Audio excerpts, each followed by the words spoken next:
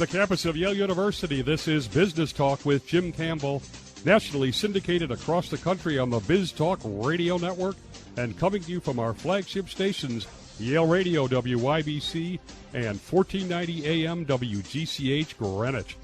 All talk and all business, 60 minutes of radio with leading figures from the world of business along with the business of politics and sports. An investigative look inside the hallowed halls of the Harvard Business School and what our guest calls Harvard's moral failure to live up to its own expectations. Today on Business Talk with Jim Campbell, Duff McDonald's written two other books, which we've had him on the show for. Last Man Standing, a bio on J.P. Morgan's CEO and my classmate at Tufts, Jamie Dimon. And The Firm, the story of McKinsey and its secret influence on American business. This new one, making it seem almost a trilogy given the subject matter, The Golden Passport, Harvard Business School, The Limits of Capitalism, and the Moral Failure of the MBA Elite. Welcome back. A third time's a charm, Duff. Thank you for having me, Jim. First off, I hope this isn't going to be an exercise in sadomasochism for me because I'm one of those MBA Elite, fortunately, not at Harvard. I guess jump in. Why is Harvard Business School a moral failure? That is one of several sort of underlying themes in the book, and the explanation for that, I think, is pretty straightforward. They, at the moment of their founding in 1908, they set a goal for themselves. It was not imposed on them from the outside. They set it for themselves, and it was to create an enlightened managerial elite that understood and remembered that it had responsibilities to society beyond the self-interest of either the people or the companies they worked for, or the organizations. And at some point over the last half century, I would argue, they totally lost sight of that goal and have instead been churning out class after class of graduates who have no perspective on their greater responsibilities and instead are in it for themselves and themselves alone. If you look at the students as customers, do they feel the golden passport is literally true and for them the objectives are working? Oh, absolutely. I think I have a sentence in the book somewhere that says this is not an institution with many dissatisfied customers. Mm-hmm. The graduates all have sort of hyper-catalyzed careers and earnings power. The faculty is compensated better than probably any other faculty anywhere in the world. And the companies that interact with the school in terms of case study coverage and, sponsoring symposium and efforts and stuff that is on topics that they're interested in, they all like it. The only dissatisfied customer, I would say, is society, and society, unfortunately, doesn't get much of a hearing at Harvard Business School. Now, I believe that Jamie cooperated with you and McKinsey did to some extent. How did Harvard Business School cooperate with you in any way? It's a good question. They cooperated none whatsoever. I was shocked. I went to the school about a month after sealing the deal to write it with HarperCollins, and what happened was it seemed they were stinging from some coverage in the New York Times, a big piece written by Jody Cantor about gender at Harvard Business School and their failure to fix problems both for female students and female faculty. And when I arrived there, the marketing chief, Brian Kenny, said, we feel she misrepresented herself and her intentions. And my immediate response to that was, what on earth does that have to do with me? And I suggested they get in touch with both Jamie Dimon and Dominic Barton, the head of McKinsey, and ask either of them whether I misrepresented my intentions in those books. I don't think they did that. They waited another month or so and then told me that the decision had been made that not a single person at the school would be made available to me from the dean on down. No access to historical records except for, requests on an a la carte basis, which would have just been painfully monotonous. and they sent me on my way. Wow. Another, sort of fundamental dichotomy you talk about is that obviously they present themselves as an independent educational base, but you feel they've sold their soul to business by the dependency on their money, to be blunt. Yeah, there are too many outright conflicts of interest at that place, and it's to be fair, it's not just HBS, it's most business schools. But the point I'm making in the book is that a lot of what happens at business schools emanates out of HBS, given its brand and its history. And there's conflicts such as allowing professors to consult for the very companies which they are supposed to be viewing objectively and writing about objectively. So a professor will be getting a retainer from a company they're supposed to write a case study about. So let's try and think of how many ways those case studies can come out negative. Probably none. The school also solicits donations from companies just to fund its research as well. And then the school's fundraising efforts go so far as to, bring in big money. The most recent one is the dean, Nitin Noria, found himself in a bit of a pickle with the Indian company Tata Sons. The Tata Trust donated $50 million to Harvard several years ago to build a new building, and the dean is on the board of Tata Sons and was caught between the majority shareholder Ratan Tata and the board itself of Tata Sons, and in a conflict. So they can't help but be torn both ways. The way they've set themselves up leads them to a failure to be able to be objective. I was kind of surprised, in fact, that companies have the right of review of the cases before they're published. You're obviously not a Bernie Sanders. What do you mean by the limits of capitalism? One of the points I try to make in the book is that I'm not anti-capitalist in any way whatsoever, but I am of the opinion, like I would expect most academics to have been, that like all human creations, it's not perfect and can always be improved. And instead of sort of standing out to the edge of capitalism and viewing it in a way that you would think academics do, say, medical researchers, they're always trying to improve medicine. The school and its faculty, yes, there are certainly instances in which they, analyze failures of the system to work well. But in a large part, they just assumed that capitalism is good, and the result is that they have failed to help, keep it up between the yellow lines, and you've got, a government and business relationship that is probably the worst in the Western world in terms of cooperation and collaboration. And things like that don't have to be. And the school could have helped prevent that from being so, and has ultimately failed to do so. Interestingly, we got a couple minutes to go. The 2008 crash, for instance, really showed that, the financialization of the economy had become excessive and way too risky. Do you blame Harvard Business School, for instance, as an exemplar of that, or Wall Street, or is that one and the same? A couple of the reviews of the book have suggested that I am trying to lay all the ills of Western society on their doorstep, and that's not the case at all. In the 2008 crisis, I lean more to the latter, that was a culture of greed and a financialization of an economy that goes well beyond HBS's influence.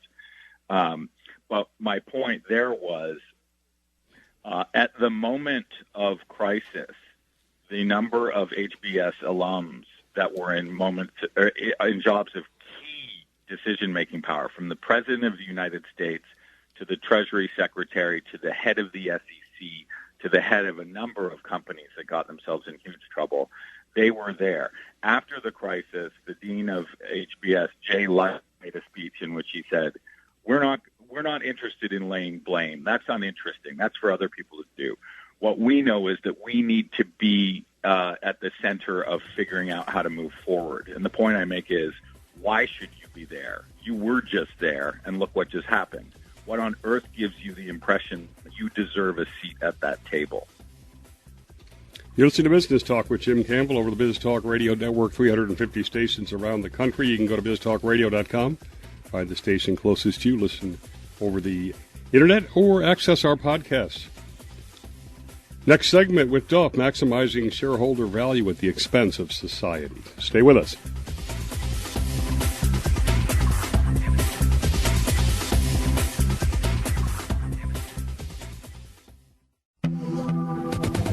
We're back with Duff McDonald. He's taking a deep dive inside Harvard Business School.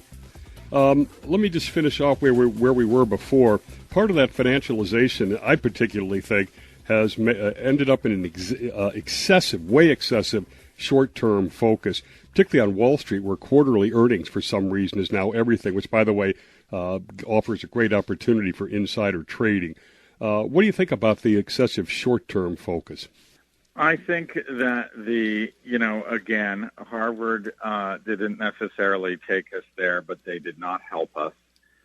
In particular, the hiring of Michael Jensen in the 1980s and his sort of fire-breathing theories about the nature of managerial responsibility, and essentially his conclusion that we are all whores, and that we need to be motivated with the carrot of money and stock options, and basically reduce the opinion of an entire generation of managers of themselves. It's such a tragic effect that man had.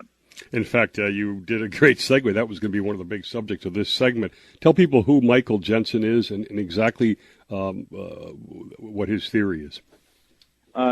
Jensen was hired as a visiting professor in 1984 by the dean, then John MacArthur.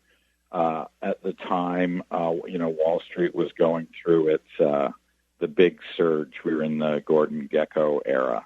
And Jensen was pushing an idea called agency theory, which essentially says that because the shareholders and managers won't always necessarily have their interests in alignment.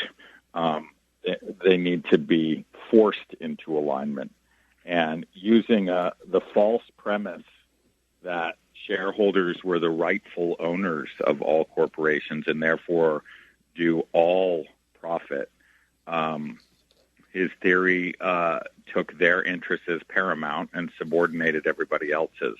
And ultimately that led to the stock option explosion and the LBO boom and takeovers. And he was, for a moment, one hot moment, he was on top of the world and was saying stuff like, golden parachutes are good for shareholders. Takeovers do not squander resources.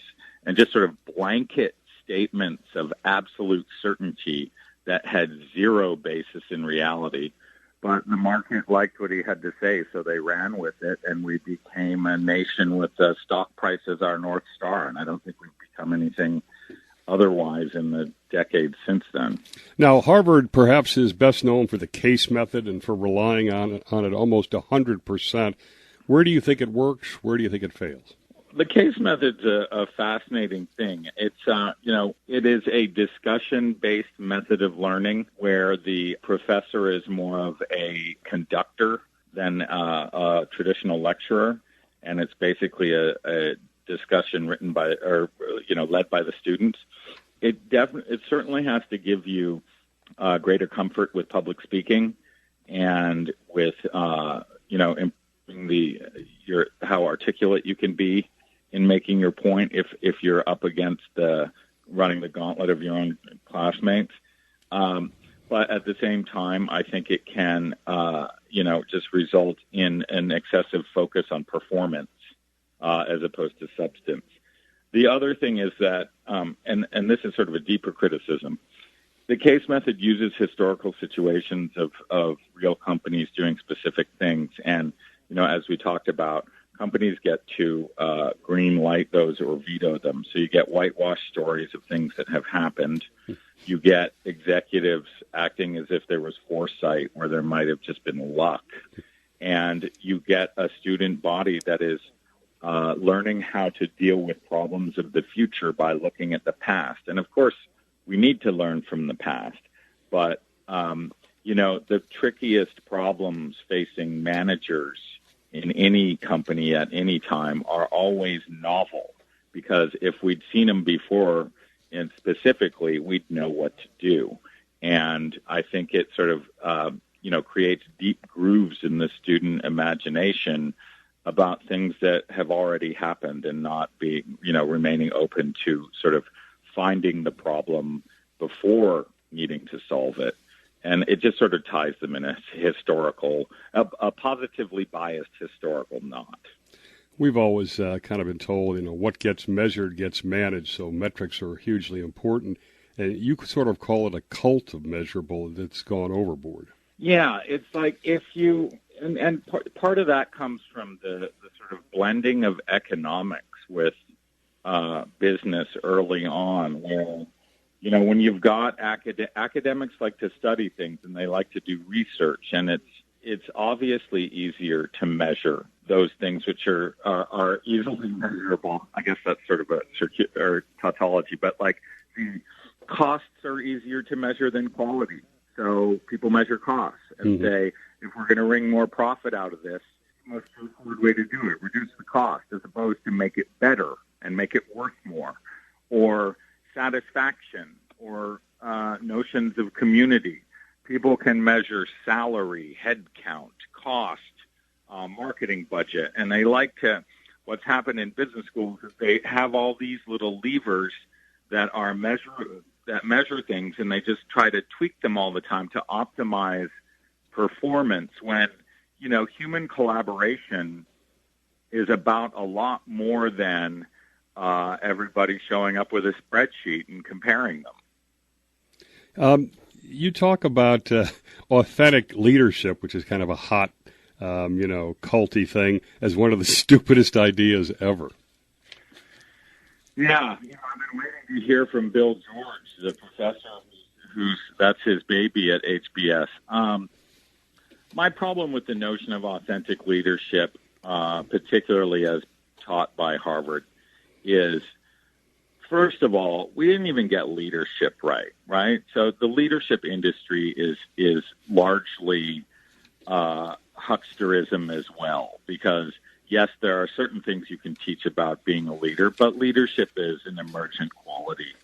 It's not, you cannot be a leader without portfolio, just waiting for the next thing to lead. And, to double down on authentic leadership, my first question was, what were you teaching before, if this is authentic?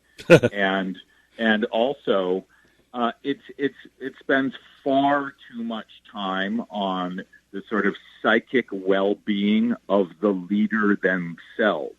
Like, this is how you derive great satisfaction out of being a leader. It seems a totally misfocused objective, right? Like, what is the point of leadership? It is for everyone to get where we need to be. We need the right people to help take us there. And authentic leadership focus on the psychic satisfaction for the leader themselves. It's absurd on its face that would be the most important part of leadership. You're listening to Business Talk with Jim Campbell from our flagship stations, WYBC Yale Radio and WGCH Greenwich. How can HBS do good? Next.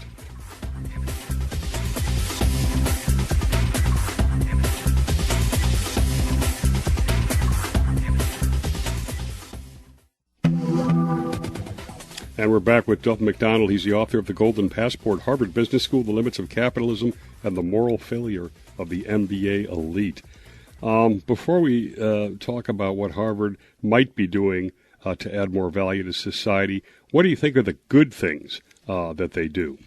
I'll start by answering some of the good things that they have done. Okay. And that is, in the first part of the 20th century, they helped establish the study of management, which is a crucial thing. They helped lay down some of the fundamental precepts of that, and sort of helped drag it out of a completely ad hoc thing into can we study and learn from this?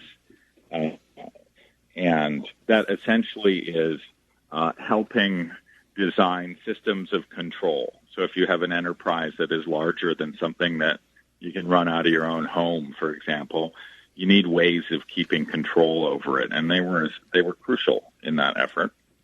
They helped us win World War II. HBS was essentially converted to a military academy during World War II with a lot of statistical study of logistics and how to wind up and wind down the war machine. One of the things that was news to me when researching the book was the idea that, the end of a war is just important as, say, winning the war, because when you are sort of dialing back a massive industrial effort, you run the risk of recession coming out of war, and they helped us prevent that in any meaningful way. And since then, study of strategy, Michael Porter, some other stuff. So they've definitely added to the management canon in a number of ways.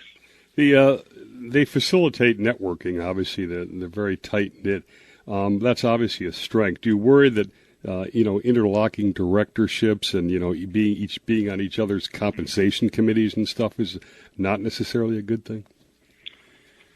That's a great question. There's a book that came out mid-century called The Power Elite, and it basically it wasn't conspiracy theory. It was more of, okay, we can actually, if you want to know who runs this place, meaning the country, here's your list. And it was, the first of the power list.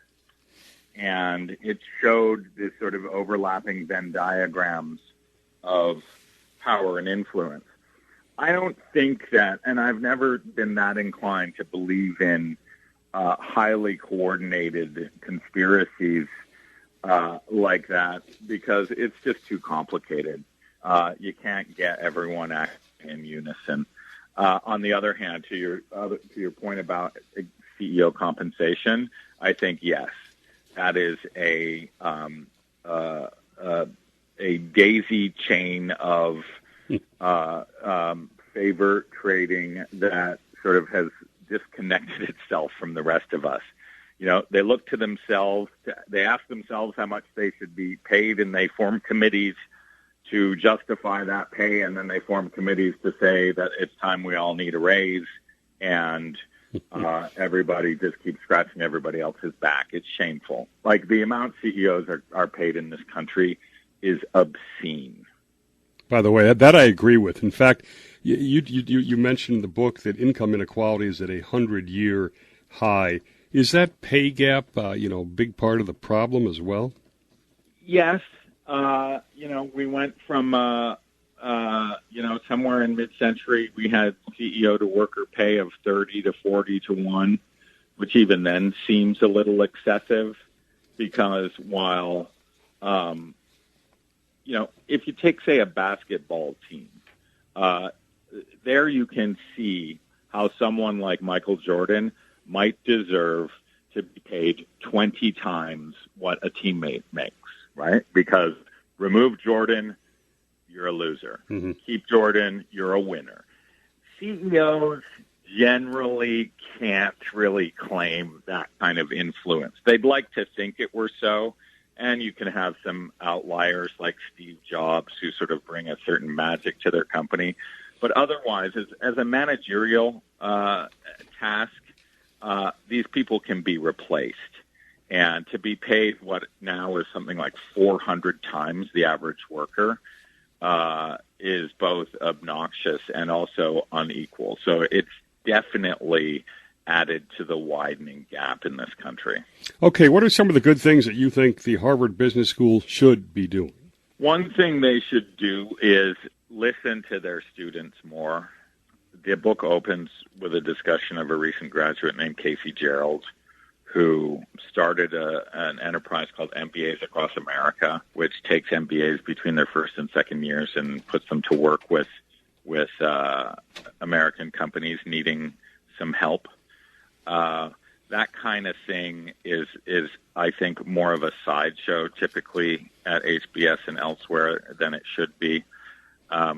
It can help reduce the friction between government and business by taking a more meaningful stance on it.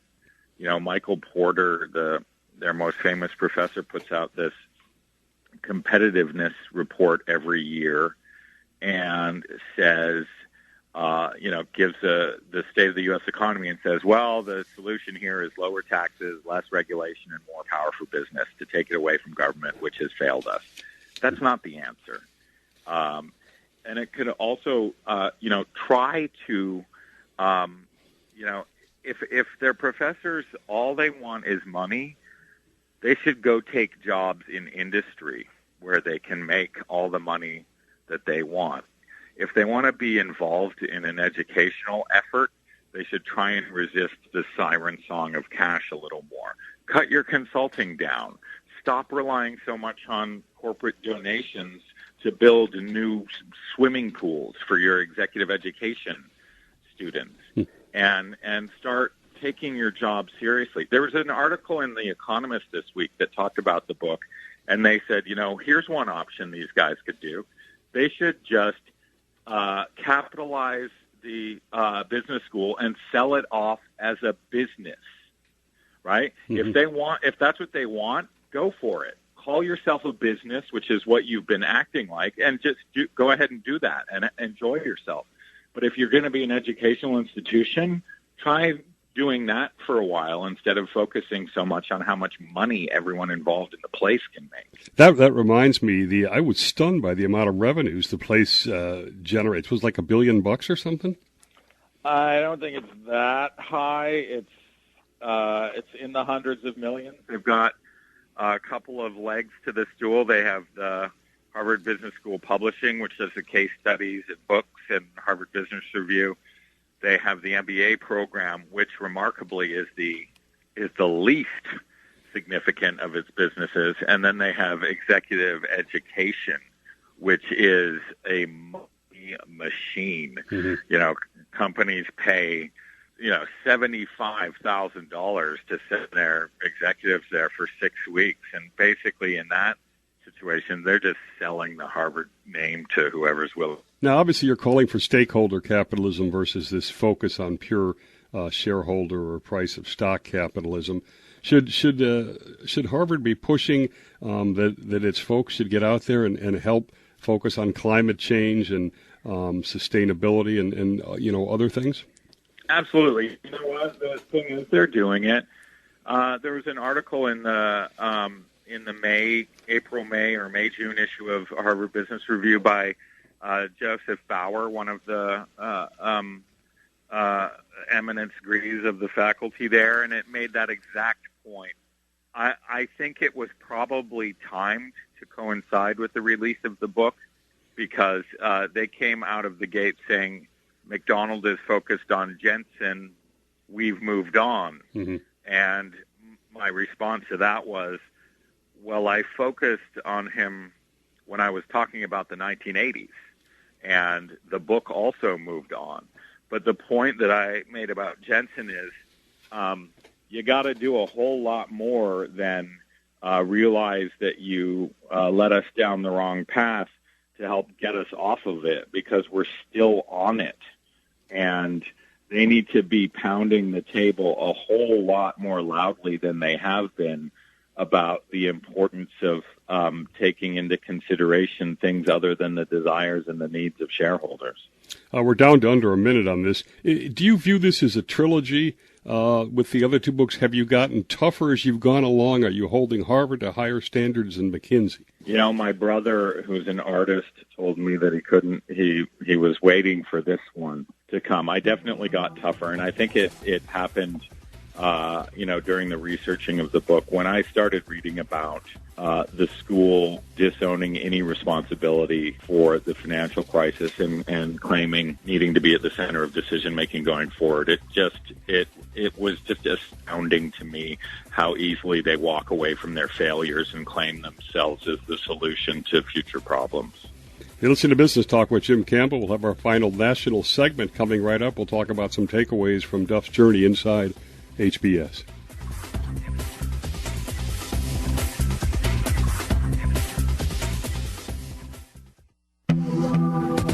And we're back with author Duff McDonald on the Harvard Business School. Just finishing up on the trilogy aspect, have you revised your opinion of Jamie's managerial prowess after the London whale and $21 billion of legal settlements? A lot of people have asked me that, and the answer is not entirely. Jamie has always talked about a fortress balance sheet, and, the London whale, my shock at the public reaction to that was that was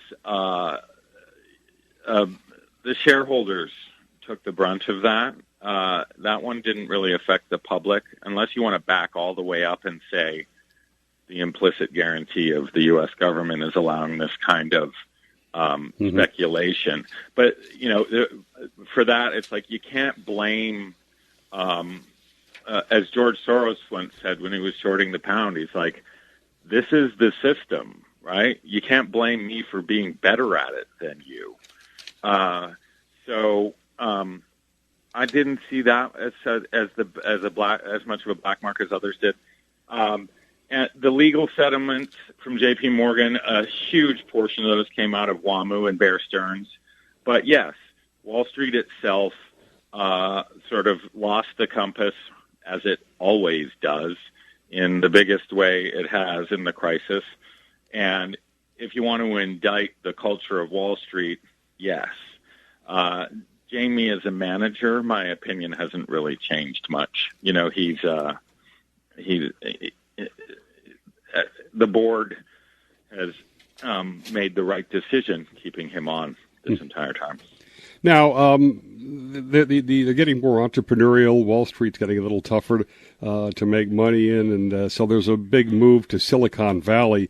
Do you think that Harvard MBAs, maybe MBAs in general, too much bean counters, too much financial engineering, and they might go out and stifle some of Silicon Valley's creativity, or are they going to add managerial prowess? That's a great question. Clearly MBAs are becoming more entrepreneurial everywhere.